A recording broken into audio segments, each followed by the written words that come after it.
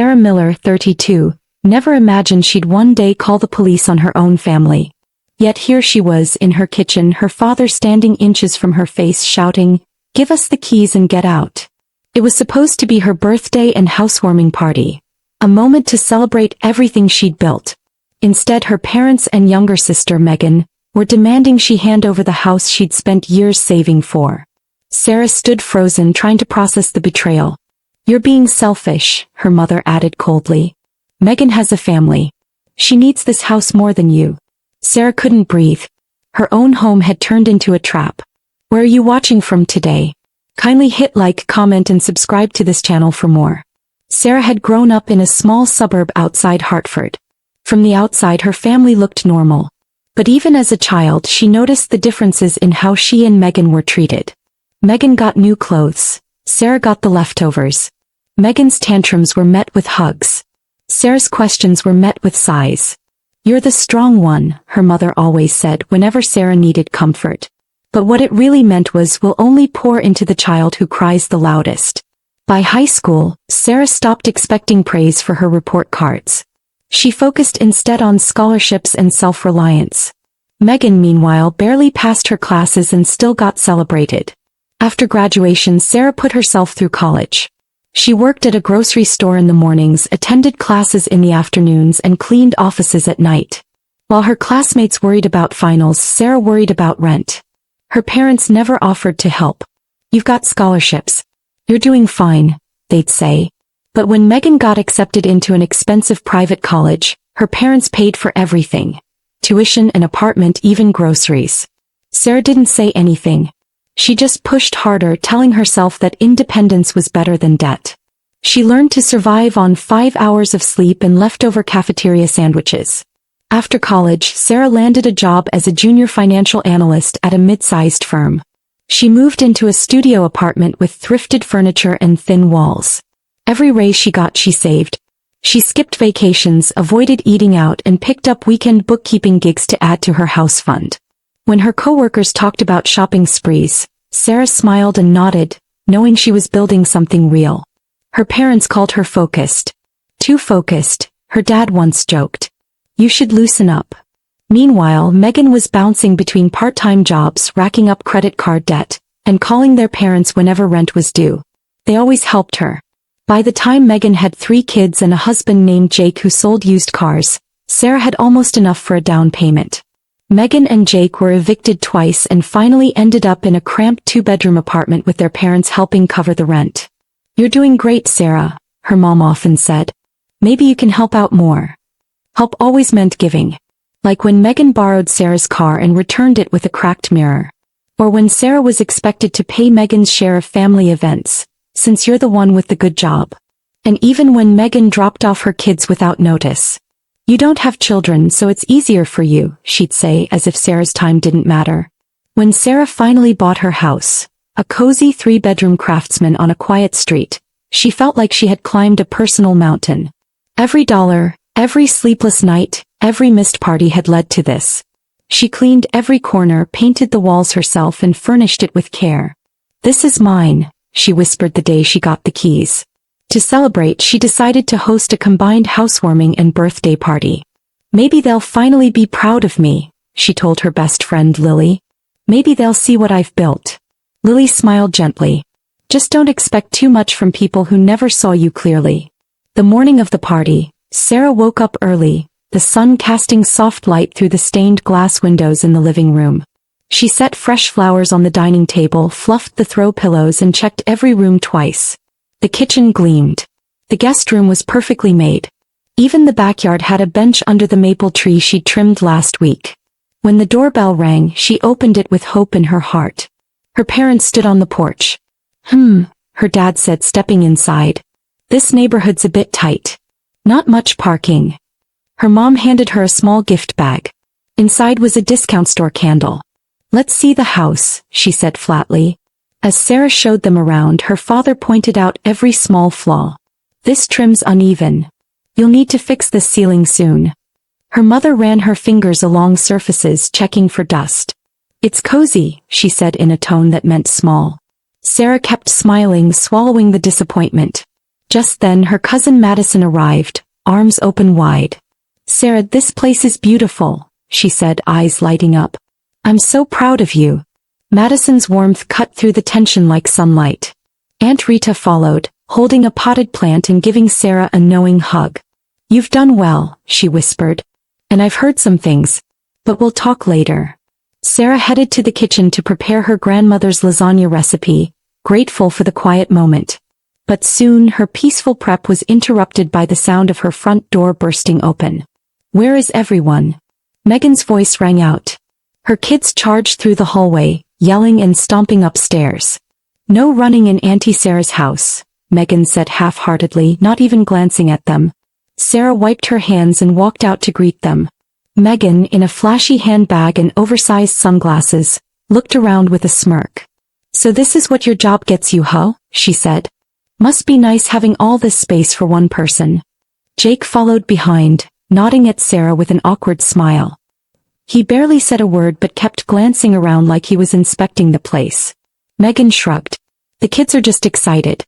Our apartment's too small for them to really play." Sarah forced a smile. "Just ask them not to go in the office, please. There are important documents in there." Megan rolled her eyes. "Relax. They're just kids. It's not like you've got anything super valuable in there." Sarah didn't respond.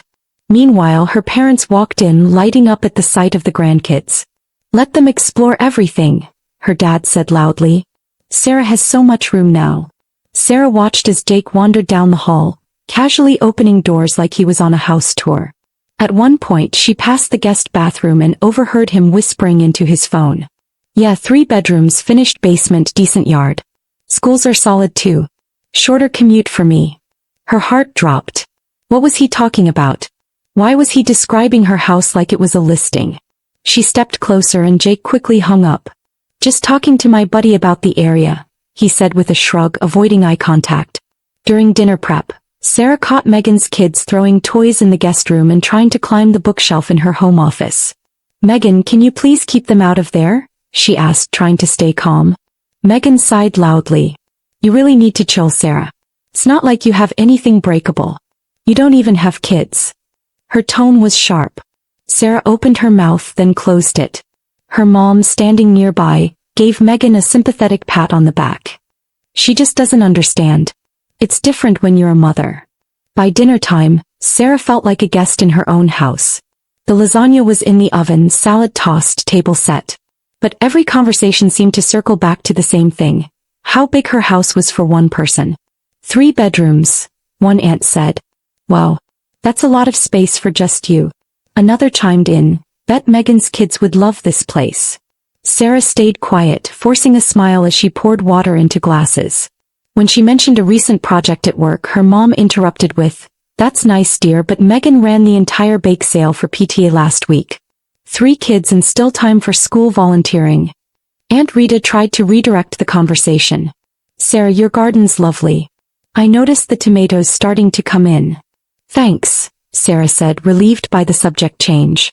But even as she spoke, she noticed Megan whispering something to their parents, who nodded in agreement. Jake wandered again, peeking into closets. It felt off, like they were evaluating the house, not visiting. Sarah's chest tightened. Something wasn't right. But it was her birthday. She refused to believe her family would plan anything that outrageous.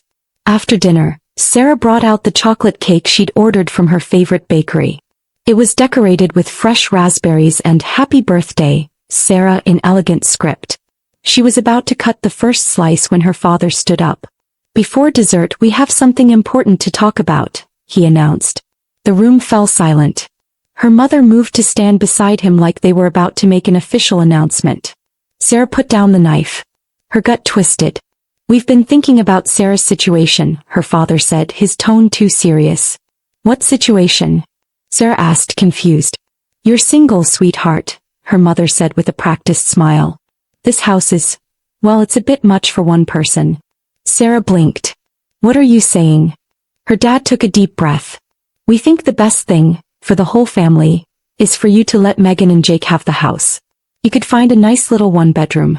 Something more manageable." Sarah stared at them, waiting for someone to laugh. No one did. Are you kidding? She said finally. This is my house. I bought it. Of course, her mother said quickly, and you've done wonderfully. But Megan has 3 kids. They need space. A yard. Good schools. You understand, right? Megan nodded eagerly. We already talked about how we'd set up the rooms. The kids are so excited. Jake added, I've even looked into the school district. It's a great fit. You expect me to move out? Sarah asked slowly. After everything I sacrificed to get this house? Her father folded his arms. We're offering a solution that helps everyone. You'll stay with us until you find something else. Your old room is still there. Sarah couldn't believe what she was hearing. You've got to be kidding. Her mom tried to smile. Think of it this way, you're helping your family. Isn't that what we always taught you? Let me get this straight, Sarah said, her voice trembling. You want me to give away the house I worked years to afford? Just give it to Megan? Megan tilted her head. The kids need stability. You don't understand what it's like living in a small apartment. Sarah turned to her father. And if I say no? His face darkened. Then maybe you're not the kind of daughter we thought you were. Sarah's heart pounded. Are you threatening me? Her father stepped forward, towering over her. Either you hand over the house or you're no longer part of this family. Sarah felt like the air had been sucked from the room. This is blackmail, she whispered. This is my home. Not if you care about your family, her mother snapped. Megan folded her arms. Come on, Sarah. Be reasonable. It's just a house. But it could change everything for us. No, Sarah said firmly, her voice finally steady. I'm not giving you my home. Megan's eyes filled with tears almost instantly. But the kids were so excited, she whispered. They were already picking out rooms. Her voice cracked perfectly on cue. You don't even care about them, do you? Sarah clenched her fists. Don't do that, Megan. Don't make me the villain because I won't give you my house. Megan sniffled, wiping her eyes. I'm not making you the villain. I'm just disappointed. I thought you'd want to help your family. Their mother jumped in quickly. You've always been so cold, Sarah. So focused on yourself. That promotion you got last year? Pure luck. And all that money you saved? What's the point if you don't use it to help people who actually need it? Sarah stood up straighter. That money is the reason I own this house. I worked for every cent. No one helped me. Not once. Aunt Rita stood from her corner quietly, but with fire in her eyes. This is madness, she said. You're trying to guilt her into giving away everything she built? Sarah's father turned to Aunt Rita. Stay out of this, Rita. It's family business. I am family, she snapped. And I've watched this pattern for years. Sarah gives and gives. Megan takes and complains. And you always call it love. The room went tense. No one moved. Megan's kids sat on the rug, now quiet and wide-eyed, sensing the shift in energy. Jake put a protective hand on Megan's shoulder, whispering something in her ear. But she didn't move. Sarah took a shaky breath. You want me to hand over my home? Just give it up like it doesn't matter. It's not forever, her dad said, though he didn't sound convinced. They can stay until they're back on their feet. Sarah's laugh was short and sharp. You mean until I can't afford another place because I gave away my investment? You're asking me to start over. Alone. Again. Her mom sighed dramatically. Oh, don't exaggerate. We gave you so much growing up. Really? Sarah snapped. You mean the hand-me-downs and being told I was fine because Megan needed more? Jake looked increasingly uncomfortable. Maybe this was a bad idea, he said under his breath. This isn't how we should have gone about it. Megan whipped her head toward him. Don't start, Jake. You were fine with this yesterday. I didn't think it'd get this ugly, he replied. And I didn't think we'd be standing here demanding her house like we're entitled to it. Sarah turned to him. Then why did you walk around earlier, opening closets like you were buying the place? He opened his mouth, then closed it again. Sarah's father stepped forward again, using his height to loom over her. If you walk away from this family, don't expect to come back. You're threatening to cut me off because I won't give up my house? She asked. No, he growled, because you're choosing pride over family. No, she said louder now. I'm choosing self-respect. And I'm done letting you shame me for it. Her mother rolled her eyes. Always the martyr, Sarah. Always so dramatic. Megan stood now, children clinging to her sides. You're breaking their hearts, she said, motioning to the kids. They thought they were getting their own rooms. They were so happy. Sarah's voice cracked. They shouldn't have been promised something that wasn't yours to give. Megan's lips twisted. You'll regret this. You'll be alone in this big house and no one will visit. I've been alone for years, Sarah said. At least now I'll have peace. Her father's tone changed suddenly, low and dangerous. Give us the keys. Now. Sarah took a step back. You're serious? Yes, he said, stepping closer. You're either part of this family or you're out. And if you're out, that house isn't yours anymore. It is mine, she snapped. It has my name on the deed. I bought it.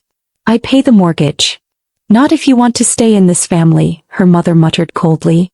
Sarah's breath caught in her throat as she turned toward the front door, needing space, air. But before she could reach it, Megan blocked her path. You're not leaving until this is settled.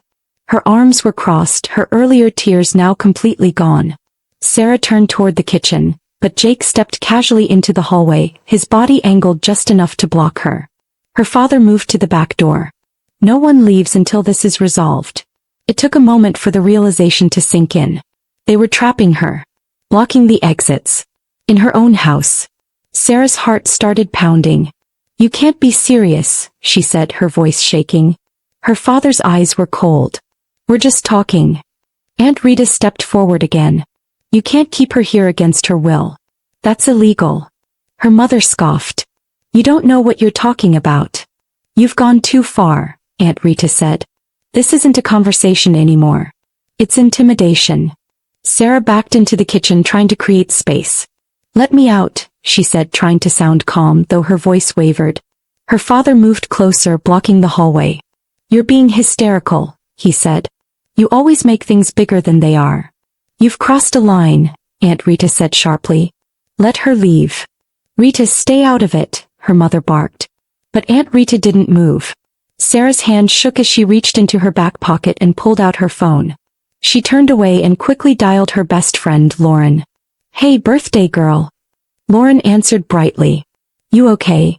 No, Sarah whispered. They're blocking the doors. They're trying to make me give up my house. There was a pause. Sarah, you need to call the police. Right now. Sarah hesitated. They're my family. No, Lauren snapped. They're not acting like family. Oh, now. Before Sarah could respond, her father grabbed the phone out of her hand. Who are you talking to? He demanded. This is private. Give that back. Sarah shouted. Aunt Rita reached for the phone, but in the struggle her father shoved her hard enough that she stumbled into the counter, clutching her hip. That's it, Sarah said, her voice cold and steady now. You put your hands on her. She helped Aunt Rita sit, then stormed to her office, slamming the door and locking it behind her. Her hands trembled as she picked up the landline and dialed 911. My name is Sarah Miller, she said. I'm at 48 Meadow Lane. My family is trying to force me to give up my home. They won't let me leave. Are there any weapons? The dispatcher asked. No, Sarah replied, flinching as her father pounded on the door. But they're trying to get in. They took my phone and shoved my elderly aunt.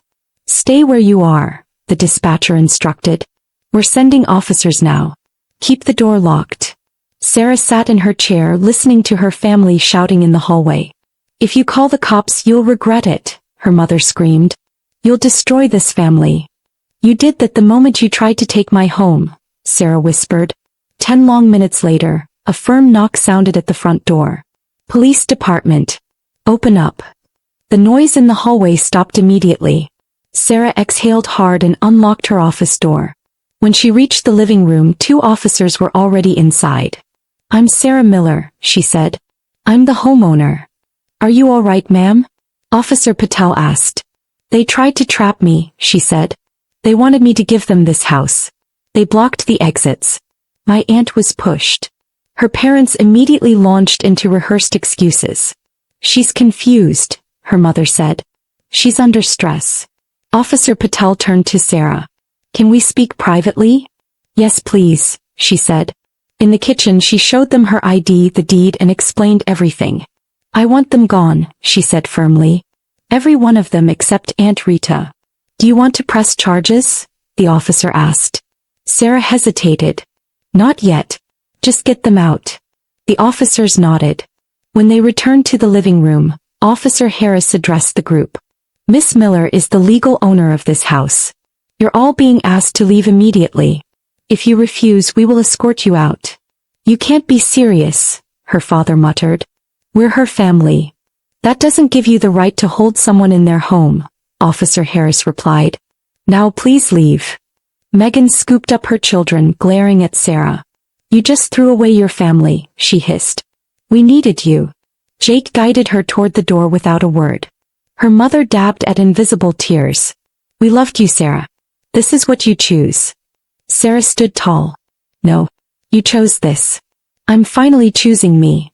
Once they were gone, the officers gave her a case number and encouraged her to seek a restraining order. Call us if they return, Officer Patel said.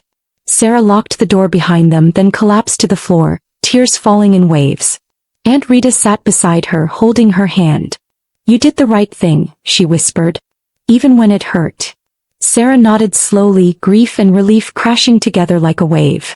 Her whole life she had been taught to keep the peace. But peace had come at the cost of herself, until now. Over the next few days, Sarah installed cameras, changed the locks and filed for a restraining order. Some relatives texted her, some supportive, others guilt-tripping. Megan posted vague complaints online. Some people choose greed over love, she wrote. But Sarah didn't respond. She started therapy. Her therapist, Dr. James, listened patiently as Sarah unpacked decades of favoritism, gaslighting and guilt.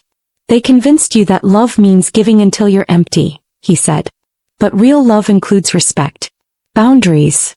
1 year later, Sarah threw a backyard barbecue, not for her old family but for the people who truly stood by her.